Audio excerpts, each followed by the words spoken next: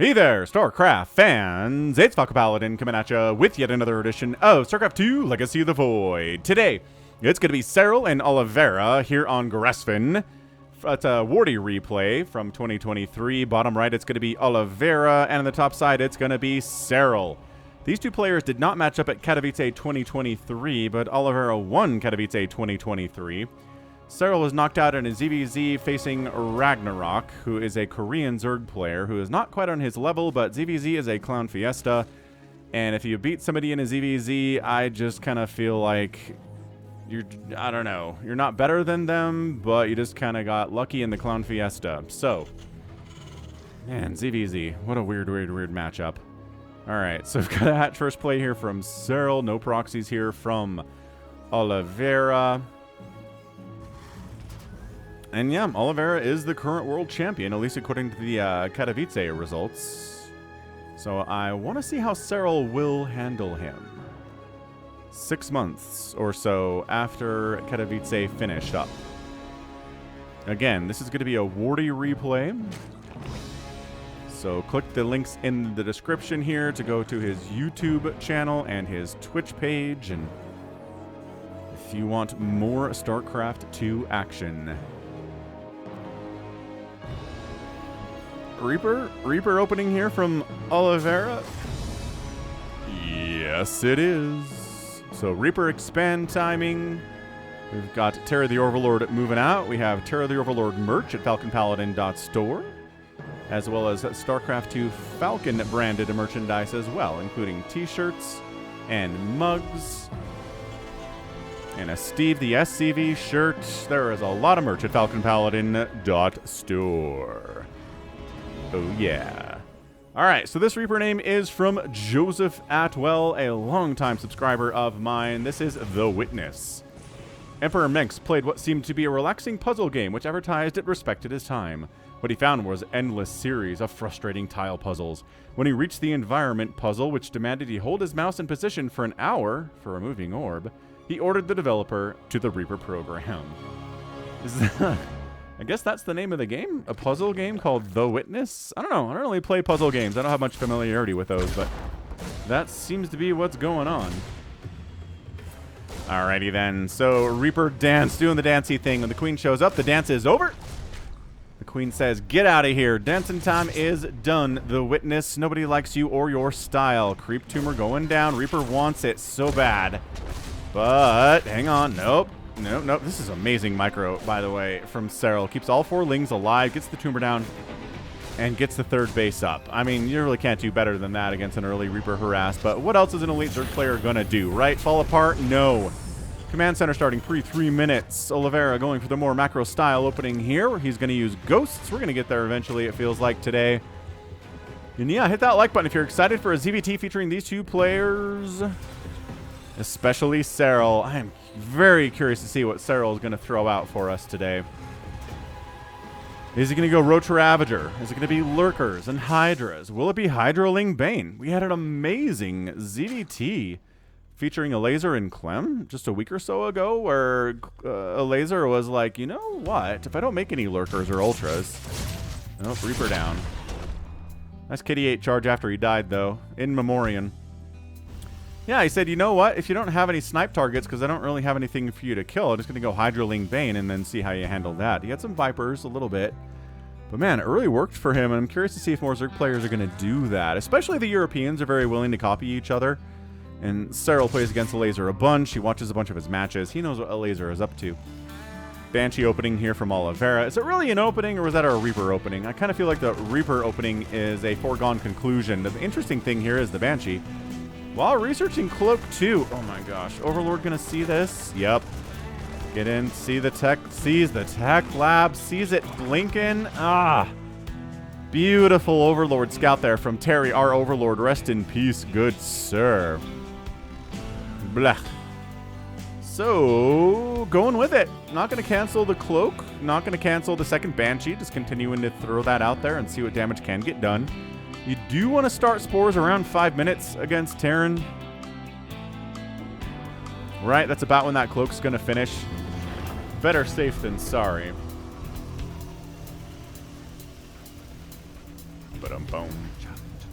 Fourth base coming up from Serral down the left side.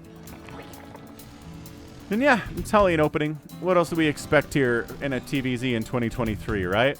It's just going to be Hellions. Probably not going to be Blue Flame. Probably not going to be Hellbats, but it is sometimes, right? Especially when there's an armory that exists, and there's not one here right now. So this is not going to be Hellbats. Third base lands, because of course it does.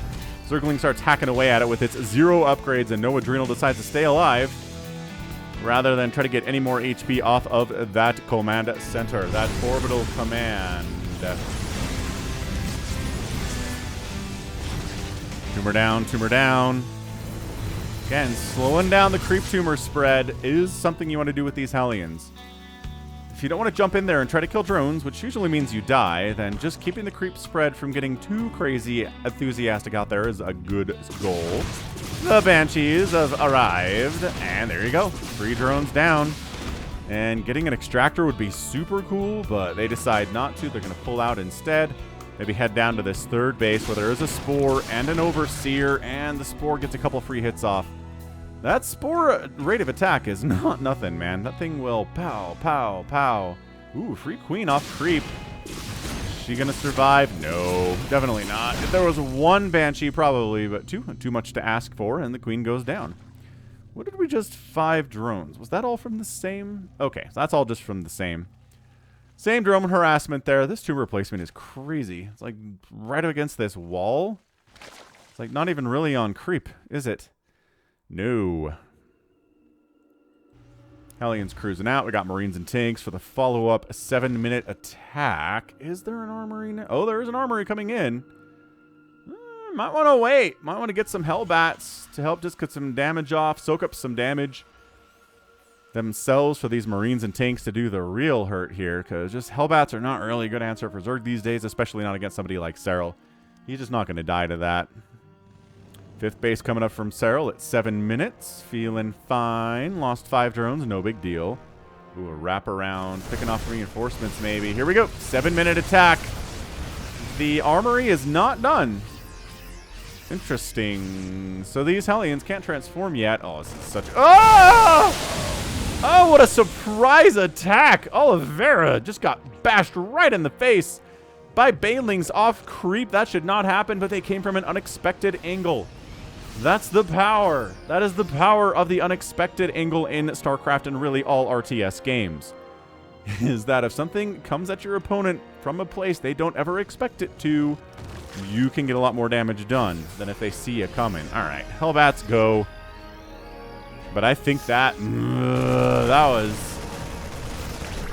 I'm not going to call it game ending. Baneling. Golly. Yeah. Serral's just looking great here at 8 minutes. Serral doesn't have any complaints about his game whatsoever. He's macroing well. Widowmine catching a couple Banelings there, but pretty good split considering the situation. Banshee's actually going to force a cancel on Serral's attempt at a 6th base down here at about the 7 o'clock spot. Creep spread is not to the point where it could be defended by Queens very well yet, but they are going to throw down some tumors and try to make that happen. Army up the top right side. Not really big enough to worry about. Oliveira getting a 4th base of his own here about 8:30. Keep seeing factories in production, but nah. It's just a couple factories for Widow Mines probably. Maybe siege tanks and then going to be Marines the rest of the way down. Another cancel on that 6th, but one of the Banshees gets wiped out by the Queens responding. This group says we're not big enough to really do much of anything, but we'll roast up some Lings for you if you want. When the Banelings arrive, we'll pick up and get out of there. No room, I guess, for that other Hellbat, unfortunately for him. Vipers being added. Adrenal getting started at 9 minutes is so nice. Serral was able to tech up a little bit faster just because he dealt with that first 7-minute attack so very, very well. And that is... It is, and it has been the key to Terran's strength in 2023 in this matchup, is that little mid-level attack. That little 7-minute, 8-minute attack has been very effective at slowing down the tech, making the Zerg player worry about what's going on, slowing down their economy too. But not in this game. That did not happen. I like Liberators being added to the mix here for Oliveira. Our Chinese Terran player, I think I mentioned that against the Finn here. One thing I love about StarCraft right now is just the sheer kind of international elite StarCraft player base we have right now. It used to just be all of the best players are in Korea. Forever and ever. No exceptions. Don't even think about it. As, ooh, 7 drones get sniped here at the 5th base from Serral. Jumping in there, that planetary. Not enough banelings to make that happen. Serral backs out. Maybe waiting for Adrenal. This is a good attack from Oliveira. But yeah, now we've got a Finn and a Chinese player, and it is top-tier StarCraft, man. That's crazy to me. I like it. I like where the sport is compared to where it was 10 years ago, without doubt. Without a doubt. Okay, blinding cloud in. All different angles of attack swarming in here from Serral. Tanks down. Nice blinding clouds. Tank down, tank down. Widow Mines wiping out a bunch of Zerglings. Serral jumping on these Marines with their Adrenal upgrade. There you go. Tank does die. Without Adrenal, I don't think that tank goes down. Nothing to kill the Liberators, but they're not that great against giant swarms of Zerglings anyway, so Serral's not super worried about it. He's going Chitinous Plating. So he is going to go for some Ultralisks here, which will give the Ghost some kind of a target. Nice abduct on that Liberator. Beautiful play there. This Banshee, 15 kills on this Banshee. It's been around since like the 4-minute mark. Is really making its mark on this game. Her friend is dead, which is sad.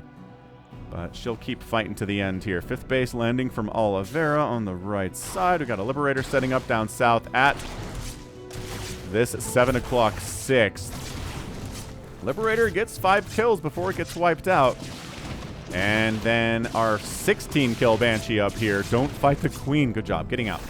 Getting on out of there. Good engagement there too. Parasitic bomb on that group of medevacs. Nope.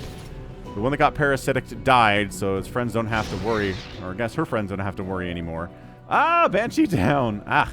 Alright, so both Banshees have died so far. We're probably not going to see any more throughout the course of the game. Liberators are more effective from the mid-game into the late game anyway. +3 ground Carapace on the way for the Zerg player. 3-3 coming in for the Marines and Marauders and future Ghosts, which are in production now from Oliveira. Alright, here goes nothing. Lings, Banes, no. Okay. Okay, another base up here for Oliveira, making it his 6th. So, keeping up economically here with our, I guess we are 7 basing, because that's what this one is up here at the 11 o'clock for Serral. So 1 base up for the Zerg player, feeling fine. Hasn't been able to kill any Terran bases yet. But also none of his bases have died either. 8th base attempt from Serral around here at the 1 o'clock. We're going for a big old crackling drop. Ooh, into the main base of Oliveira, trying to avoid the sensor tower as his 8th base does get canceled. The counterattack of Serral trying to put all the attention up this way. It's like, hey, look at this. You're being attacked up here. Don't worry about what's down south. Oh, that 3 missile turret line is going to be tough to get through. But Serral really has no choice other than to go in here. He's trying. Okay, nice micro on these Overlords. I mean, he's going to lose one of them. But, dude, there are 2-2 cracklings free inside your base. Free siege tank.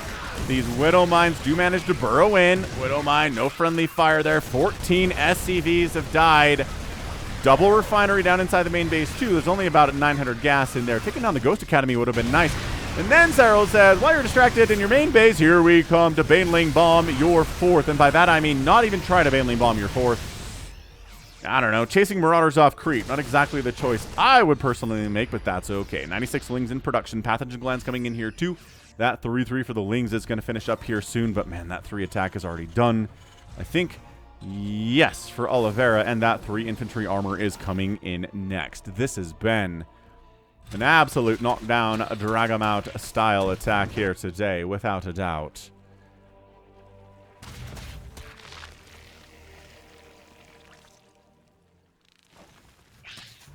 Wait, is Ling Burrow? Where did you come from, my guy? He's dead now, but he almost took down a missile turret. That's pretty cool. Serral's going to expand down here for his 8th now. Because Gresvan is a big map, but it doesn't have a billion places to expand. Serral's swarming it again. Banelings taking those tank shots, whittling down that Baneling count. Ugh. That was not a good engagement, I don't think, for Serral at all. He's supply blocked after that. Maybe killed a couple siege tanks. This ghost count is getting a little bit scary, too. Like I said, Chitinous Plating happened. I don't see any Ultralisks in production or actually on the map here, so When there's this many ghosts out, it's tough for ultras to get too much done. I guess these dropper lords, maybe they dropped something back in, but this ring, this line of missile turrets is it's bigger than it was. So getting through there is going to be pretty tough. Infernal Pre-Igniter on the way from Oliveira. Is he transitioning into mech? All he's making right now are tanks and Hellions. Oh, and a nuke. I guess he is making a Marauder. Getting high-sec auto-tracking here, too. An upgrade I love to get. And building armor. Ugh, man, this is such good defense from Oliveira. Yeah, once again, Serral not really able to engage in here. Got a few lings into the mineral line of the third base. Turret down. And then burrows in, says, hey, you didn't notice that. Oh, a scan reveals their presence, and they all get picked out of the ground. So, Oliveira pretty happily at 6 bases. Serral's got an 8th base, which exists, but not for long. I don't think Oliveira knew about this, but once he found out about it, he made quick work of it nevertheless. Yeah, look at this spore. Oh, that was a blind liberator setup. Didn't actually have to reposition the spore. Liberator dead oh, comes back into die. Oh, weird choice. Fine, whatever. Like 4 HP. This base is alive? Dude, Serral's been saving this 8th base? Okay. Fine, I guess. Ghosts all cloak in there. There's no Overseers part of this group. So yeah, you gotta back on out. Cloaked ghosts. It's like lurkers. You try to attack into lurkers, you don't have any detection. You do not engage. Same story. Zerg players have it. I guess Protoss players have it too, with a mothership, with the cloak. Little fake out nuke attempt here. Oliveira just trying to make Serral check all of his bases real quick. Put some real fear of nukes into the Zerg player. Ah, canceled it. Boo. So one base that hasn't been taken yet. Nor attempted. Widow Mine helps kill that siege tank. Ghost says, hey, boss, if you want me to take down a hatchery by myself, I'll give it a try. Ghost reporting. That's right. Is that another Nidus network? I feel like I already saw one come up. Maybe no? All right, cool. Nidus. The ability to spawn the Nidus worms is here. Nukes, Niduses, Ghosts. See, more Lingbane Hydra here now from Serral. No Ultralisks. Even Ultras with their smaller model size just aren't good. Tragically, they're my favorite unit in the game, quite possibly, but they're not good. Not nearly tanky enough for what they're supposed to do. Good abducts attacking to the third base again, and yeah, now a Hydra count enough to deal with those Liberators. They've been very heavy on compositional choices here from Oliveira. Banelings exploding on siege tanks, not exactly what you want to see. Maybe gonna nuke on up at this 7th base of Serral's. That sucker is gonna land.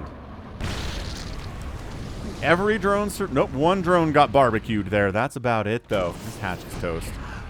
Serral's army is not in a position to save it, so the hatcher is gonna die. Don't know where Serral went otherwise, but the hatch is dead. Okay.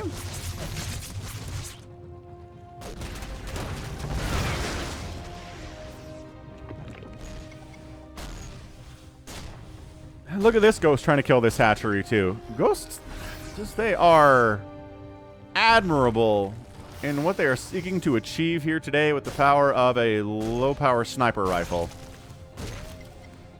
Can't even use snipe on buildings. Can you imagine if you could use snipe on buildings? Mass Ghost would just be like the TVZ comp, wouldn't it? Alright, no, attacking up a ramp, but maybe 2 places at the same time. Nice fungal, but no, the fungal wears off before the Banelings can connect. Beautiful split from Oliveira. Yo, 6 split, but the 3rd orbital is on fire. Doesn't go down. Serral doesn't overstay his visit there. Factory getting repaired. Orbital command probably getting repaired next of all. And this 3rd base, though it is basically mined out, Oliveira doesn't want to lose it today. Look, he's taken this 1 o'clock base. So we've just, I think we split the map in half here. That's not good for Serral. You know that, though. You don't need me to tell you that. Another nuke. Just kidding. Go snipe.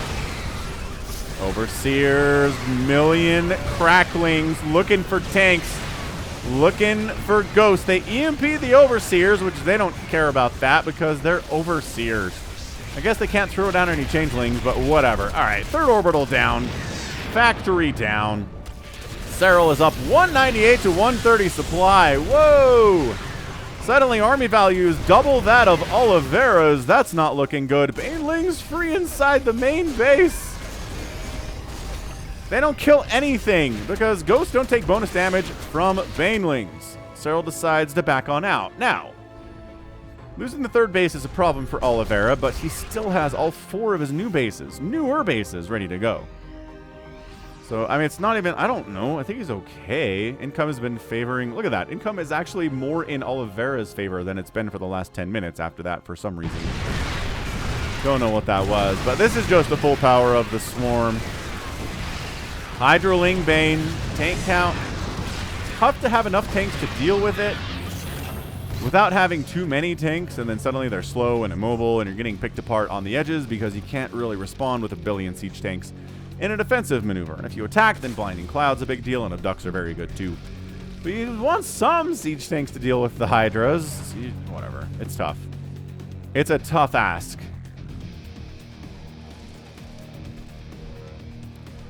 Man, this just feels like it's going to be Serral doing this until Oliveira has nothing left. Good Blinding Cloud, Planetary, and Siege Tank affected by it. Planetary down.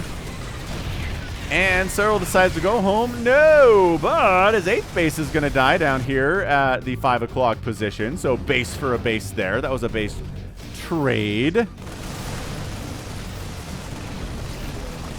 Acceptable outcome, I think. Oliveira's army value is now 110 to 91. Serral is up, but not nearly as much as he was, because the production capabilities of Oliveira did not get shut down, and all of those newer sources of income were good, at least until this planetary died, and this new orbital gonna be in trouble too. 89 drones to 70 SCVs at the moment. Oliveira kind of allowing Serral to re-expand back down this way. Both players, their newest sources of income, are not having a great time. Oh man, this tank, friendly fire tank splash. Yep, friendly fire tank splash wipes it out. Dude, you just killed your friend. I know you got a Ling too, but you killed an entire tank with your friendly fire splash. Dude, get that under control.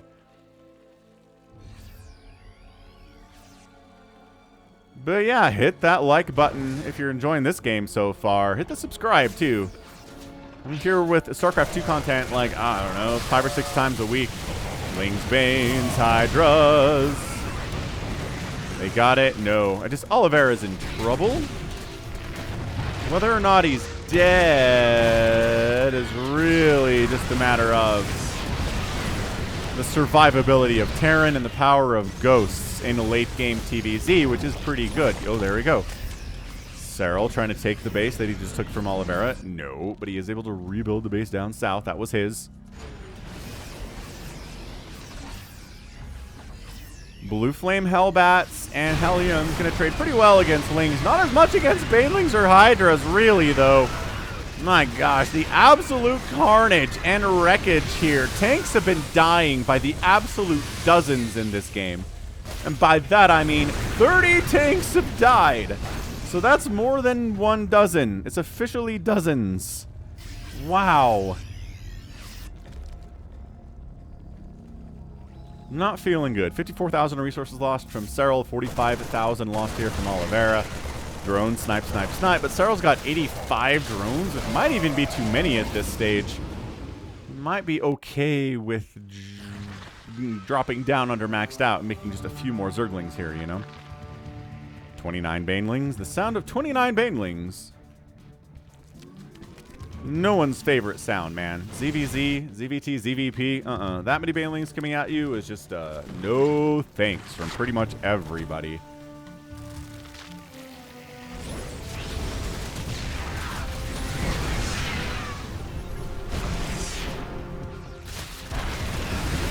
Alright, Bane. What did I say about those Banes? The thing is, there's really nothing for them to explode on except siege tanks here. So, I don't know that Banelings have gotten a bunch of value today. As far as chasing away the units that are good at killing Hydralisks, that zoning power has been pretty nice. Blue Flame Hellbats. Drone evac is allowed to proceed, but Serral's 8th base dies again down here.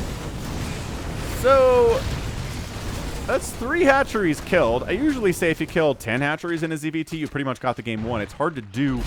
You can win a ZVT without killing 10 hatcheries.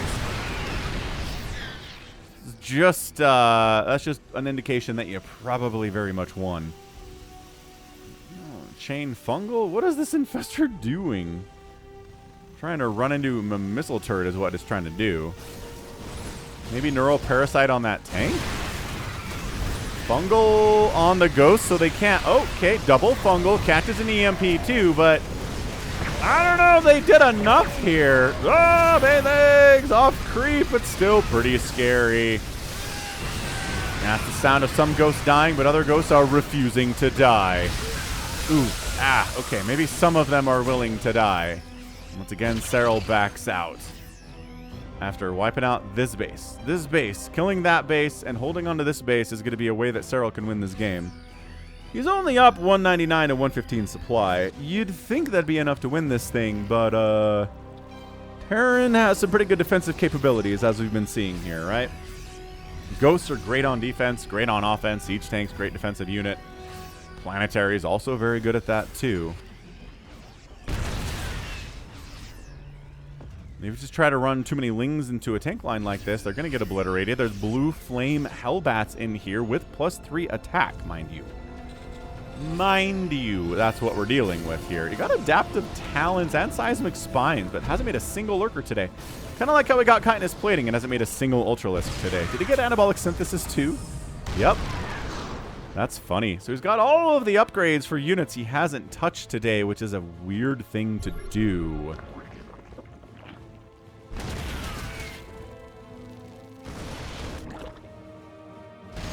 I just can't shake the feeling that Serral has this thing pretty well in hand, if not all the way well in hand, and that Oliveira is just kind of stalling out. That said, he's got this base back, and this base is the key to a potential victory here for the Terran player.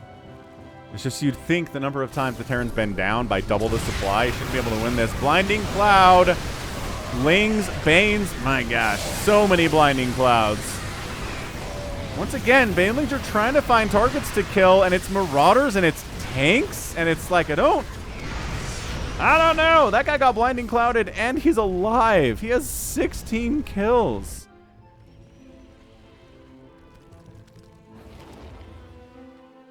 Some kind of an attack down here killed some drones, but again, I think Serral's happier at 70 workers than he was at 85. So wouldn't even worry about it, Serral. He's got a bank. Oliveira does not. EMP on that infestor, but nothing's been able to kill it because they still can't see it. There we go. What the heck, drone? What are you doing trying to... Scouting, maybe? I don't know. Serral says, all right, fine. 8th try to close this game out. Ooh, the absolute carnage on display here. Ghosts in the back line, always ready to snipe some Hydras if they get too close. 9 more SCVs die. It's a total of 120 SCVs that have died today. Oliveira has 39. 1,258 Lings have gone down. That's how you know it's a good ZVT. When over 1,000 Zerglings have died, that's when the carnage has been awesome. Yeah, Oliveira doesn't really have the spare cash to do much here, including building a turret over here to kill a burrowed Ling. Dude, that scan could have been a mule. Every Terran player feels that. SCV repairing it, recognizing that Serral's going to come in again. I mean, Oliveira's withstanding this as many times as he has. Dude's impressive. But it's just almost an unwinnable position. Could Maru do this? Maybe. But even then, Serral gets the GG and Oliveira taps out. Yeah. It just felt like once Serral... I mean, it's hard to say. It is hard for me to say, like, oh yeah, Serral took down that first attack.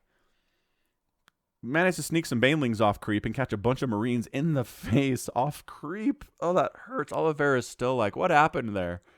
Where do those guys come from? But yeah, that's what you try to do as a Zerg player. Don't just let the Terran decide the terms of that engagement. Try to get wraparounds. Try to sneak around from the backside. Try to get a full surround on that attack. That is going to come at 7 or 8 minutes, probably closer to 7.